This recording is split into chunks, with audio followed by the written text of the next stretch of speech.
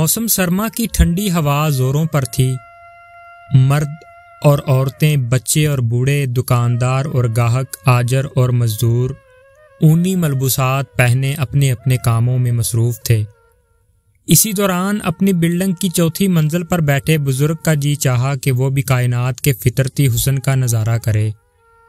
چنانچہ وہ اپنی ویل چیئر کو شیشے کی ونڈو کے قریب لے آیا اور صاف و شفاف آسمان پر تیرنے والے سورج کی تپش سے اپنے سرد جسم کو گرمانے لگا، اور جوں ہی کوئی سفید بدلی سورج کے سامنے آتی تو اس کا دل کملا جاتا، اور وہ جب پیچھے ہٹ جاتی تو اس کا دل باغ باغ ہو جاتا۔ اسی دوران وہ برق رفتار کاروں اور سواریوں سے بھری ہوئی بسوں اور پر رونق دکانوں کی طرف دیکھنے لگا۔ ابھی وہ اس خوشنما منظر کا نظارہ کر ہی رہا تھا کہ اچانک اس کی نگاہ سامنے والی بلڈنگ کی چھٹی منزل کے بیرونی حصے پر پڑی، جہاں ایک مزدور اسے زمین و آسمان کے درمیان لٹکتا ہوا یوں نظر آیا کہ وہ زمین پر اوندا گرنے والا ہے۔ اس نے دیکھا کہ اس بیچارے نے حلال لقمے سے پیٹ کی آگ بجھانے کے لیے کمان سے اپنی کمر باندھی ہوئی ہے، اور اس کے ذریعے 8ویں منزل سے لٹک کر چھٹی منزل کے بیرونی حصے کی رگڑائی کر رہا ہے، اور خون منجمد کر دینے والی شدید ٹھنڈی ہوا اس کے جسم سے آر پار ہو رہی ہے۔ اسے ایک ہاتھ سے کمان پکڑے اور دوسرے ہاتھ سے رگڑائی کرتے دیکھ کر اس بوڑھے بزرگ کا دل دہل گیا کہ خدا نخواستہ اگر کمان ٹوٹ گئی یا سردی کی وجہ سے اس کا ہاتھ چھوٹ گیا تو یہ مسکین اوندا گر پڑے گا اور اس کا منکا ٹوٹ جائے گا۔ لہٰذا اس بزرگ نے اللہ سے دعا مانگنی شروع کی کہ وہ اسے خیر و عافیت سے منزل مقصود تک پہنچنے کی توفیق عطا فرمائے۔ مسکین مزدور کمند کو دونوں ہاتھوں سے تھامتا ہوا ہامتا کامتا آہستہ آہستہ 8ویں منزل کی طرف چڑھنے لگا۔ اسی دوران اس کے ہاتھ سرخ اور سرد ہو رہے تھے اور بدن کانپ رہا تھا۔ اگر رحمت خداوندی اس کا ساتھ نہ دیتی تو اس کے ہاتھ سے کمند چھوٹ یا ٹوٹ جاتی تو اور اس کا زمین و آسمان کے درمیان لٹکتا ہوا بدن دڑم سے زمین پر گر پڑتا تھا۔ بہرحال اللہ نے اسے سلامتی کے ساتھ 8ویں منزل تک پہنچایا، اور پھر وہ نیچے اتر کر اپنی کارکردگی کی عمدگی دیکھنے لگا اور اگلے دن کے کام کا پروگرام بنانے لگا۔ سارا دن کام کرنے کی وجہ سے اس مسکین کے عذاب بدن چور چور ہو چکے تھے، اور یہ تھوڑی دیر سستانا چاہتا ہی تھا کہ مغرب کی اذان ہو گئی تو یہ قریب والی مسجد میں نماز پڑھنے لگا۔ ادھر بوڑھے بزرگ نے بھی نماز مغرب کی تیاری شروع کر دی۔ اس سلسلے میں اس کی نوجوان پوتی نے اس کی مدد کی۔ اس نے اسے وضو کرایا اور اس کو ویل چیئر کو قبلہ رخ کر دیا۔ بوڑھے بزرگ نے اپنی توانائی اور کمزوری کی وجہ سے کرسی پر ہی اپنے کمرے میں نماز ادا کی اور دوبارہ اپنی ویل چیئر کو شیشے کی ونڈو کے سامنے کر کے بیٹھ گیا اور مسکین مزدور کی راہ تکنے لگا۔ اسے اس بات سے بڑی خوشی ہوئی کہ نوجوان مسکین نے اپنی تھکاوٹ کو بالائے طاق رکھ کر اللہ کا حق بھی ادا کیا اور اپنے آجر کی خیر خواہی بھی کوئی کسر نہ چھوڑی۔ چنانچہ اس نے دیکھا کہ نوجوان مسکین مزدور مسجد سے نکل کر بلڈنگ کے سامنے بیکار لکڑی کے ٹکڑے اور درختوں کے خشک پتے اور سوکھی گھاس کے تنکے اکٹھے کر کے اسے آگ لگا رہا ہے تاکہ اسے تاپ کر اپنے تھر تھراتے بدن کو حرارت پہنچا سکے اور اس کے انگاروں سے اپنی ٹھنڈی اور ابتر خوابگاہ کو گرما سکے۔ ابھی وہ بیچارہ آگ سینکنے بیٹھا ہی تھا کہ اس کے سامنے ایک لمبی کار آ کھڑی ہوئی اور اس سے ایک ڈھول نما پیٹ اور گنجے سر والا ساہوکار باہر نکلا، اور اس نے حقارت کے ساتھ اس مسکین مزدور کو دیکھا اور بولا، آجر تو کتنی دیر سے آگ تاپ رہا ہے؟ مجھے یقین ہے کہ تو سارا دن آگ ہی تاپتا رہا ہے اور ذرا برابر کام نہیں کیا۔ مزدور: نہیں جناب، اگر آپ دن کو چکر لگا لیتے اور مجھے کام کرتے دیکھ لیتے تو آپ کو یقین آ جاتا کہ میں نے بہت سا کام کیا ہے۔ آجر: تم میرے ساتھ بحث کرتے ہو اور مجھے بیوقوف بناتے ہو۔ مزدور: نہیں جناب، میں سچ اور حق بات کہتا ہوں اور سوائے اللہ کے کسی سے نہیں ڈرتا۔ آجر غصے سے چنگاڑتے ہوئے: آج سے تو کام سے فارغ ہے، آئندہ یہاں کام کرنے نہ آنا، یہاں سے چلا جا اور کسی دوسرے کو بیوقوف بنا۔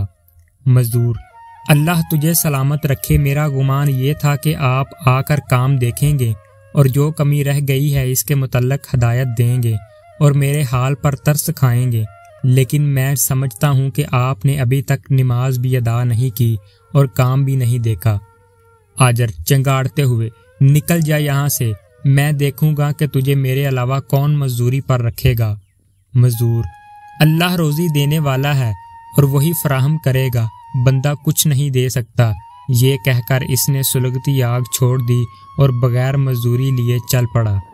اس کے پاس تن کے کپڑوں کے علاوہ کچھ نہ تھا اور یہی کپڑے اس کا اوڑھنا بچھونا تھا۔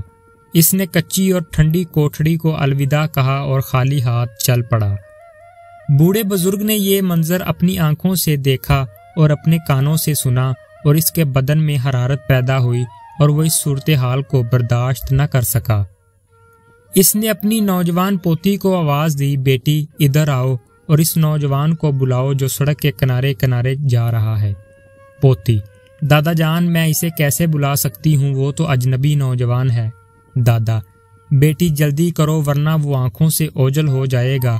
نوجوان پوتی الیکٹریکل سیڑھی کے ذریعے جلدی سے نیچے اتری اور مسکین مزدور کے پیچھے تیزی سے دوڑنے لگی اور اسے راستے پر جا لیا اور اس سے کہنے لگی، معاف کرنا مسلمان برادر، میرا دادا آپ سے ملنا چاہتا ہے، آپ اس کے پاس چلیں۔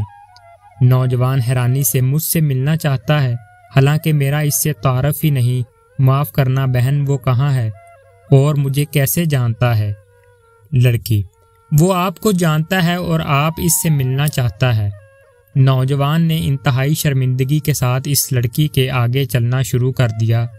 جب وہ بوڑھے بزرگ کی بلڈنگ کے دروازے پر پہنچا تو اس نے لطیف سی مسکراہٹ کے ساتھ اس کا استقبال کیا اور کہا، نوجوان، میرے قریب آ کر بیٹھو اور مجھے اپنا ماجرا سناؤ۔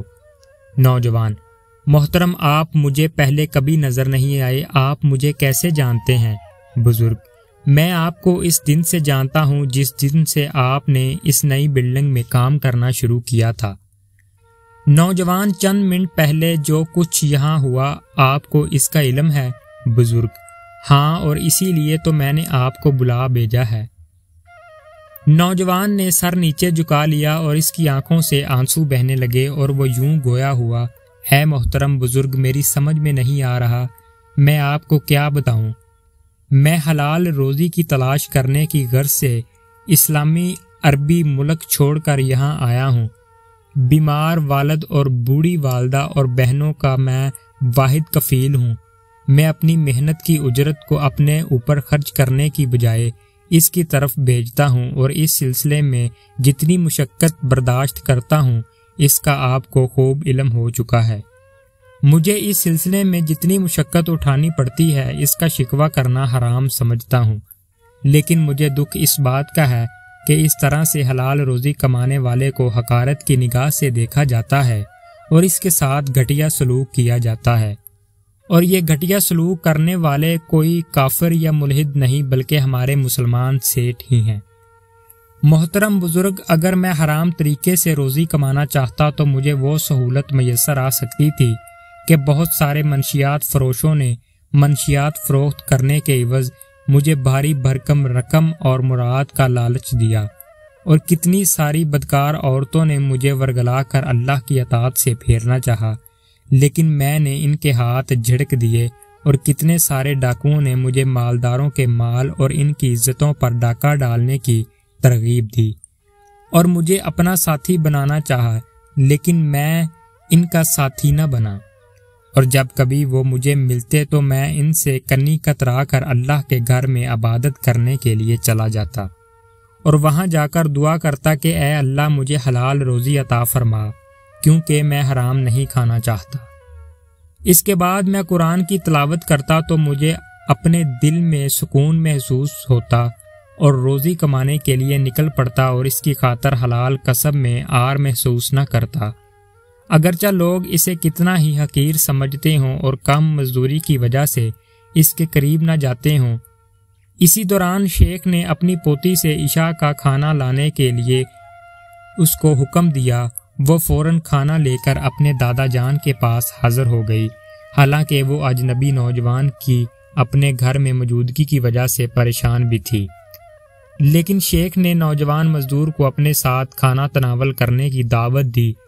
جب نوجوان نے کھانا کھا لیا تو اللہ کا شکر ادا کیا اور واپس جانے کی اجازت طلب کی، لیکن شیخ نے اسے اپنے پاس بٹھا لیا اور اس سے میٹھی اور نرم گفتگو کرتے ہوئے کہا، اے نوجوان، تو نے یہ جو باتیں کہی ہیں اگر سچ اور حق ہیں تو بہترین مسلمان ہے، اور میں چاہتا ہوں کہ تیرے ساتھ رشتہ داری قائم کر لوں۔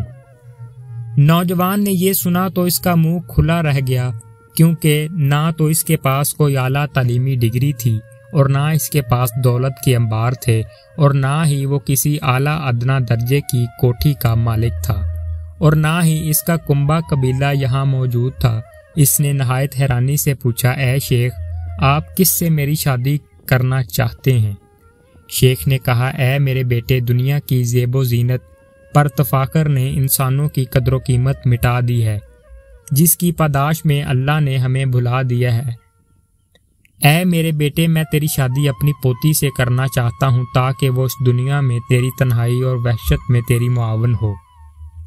نوجوان اس کو یوں سن رہا تھا گویا وہ خواب دیکھ رہا ہو۔ اس نے اپنی آنکھوں پر اچھی طرح ہاتھ پھیرا اور اسے حقیقت سمجھتے ہوئے بولا، یہ کیسے اور کہاں اور کب ہوگا؟ شیخ نے کہا، انشاءاللہ صبح ہم رجسٹرار کو بلا کر عقد رجسٹرڈ کروا لیں، آپ یہیں رات بسر کریں، لیکن عقد سے پہلے لڑکی سے اس کی موافقت ضروری ہے۔ اس کے بعد شیخ نے اپنی پوتی کو بلایا اور پوچھا، بیٹی، اس نوجوان سے شادی کے متعلق تیری کیا رائے ہے؟ اس نے حیا سے اپنی نگاہیں زمین پر گاڑ دیں اور خاموشی سے رضامندی کا اظہار کیا۔ اس واقعے سے یہ سبق حاصل ہوتا ہے کہ اپنے نیچے کام کرنے والوں پہ ظلم نہ کرو، اس سے پہلے کہ اللہ کی پکڑ آ پہنچے۔ اللہ پاک آپ کو اور ہمیں اپنے متحد لوگوں کے ساتھ نرمی سے پیش آنے کی توفیق عطا فرمائے اور ان کے تمام حقوق اچھے طریقے سے ادا کرنے کی توفیق عطا فرمائے۔ وما علینا الا البلاغ المبین۔ شکریہ۔